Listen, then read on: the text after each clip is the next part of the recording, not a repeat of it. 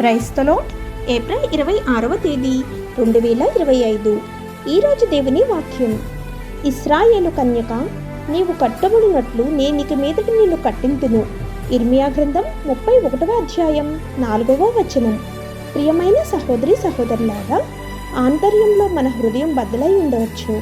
మనము ప్రభువా, నా జీవితం ముగిసింది, ఎదురు చూడటానికి ముందుకు కొనసాగడానికి నా జీవితంలో ఏమీ లేదు అని మనం చెప్పవచ్చు. ఈరోజు ప్రభువు మనల్ని మళ్ళీ కట్టించబోచున్నానని సెలవిస్తున్నాడు. మన జీవితంలో ఎన్నో నష్టాలు రుచి ఉండవచ్చు. మన బిడ్డలు లేదా ప్రియమైన వ్యక్తులను, మన ఉద్యోగాన్ని, ఏదైనా కోల్పోయి ఉండవచ్చు. అది ఏమైనప్పటికీ మనల్ని పునరుద్ధరిస్తానని ప్రభువు వాగ్దానం చేస్తున్నాడు. కాబట్టి ధైర్యంగా ఉండాలి. మనల్ని మనం తగ్గించుకుని దేవునికి సంపూర్ణంగా సమర్పించుకున్నట్లయితే నిశ్చయంగా ఆయన మనల్ని హెచ్చిస్తాడు. కాబట్టి ప్రభువు మనల్ని మరలా కట్టబోచున్నానని నమ్మాలి.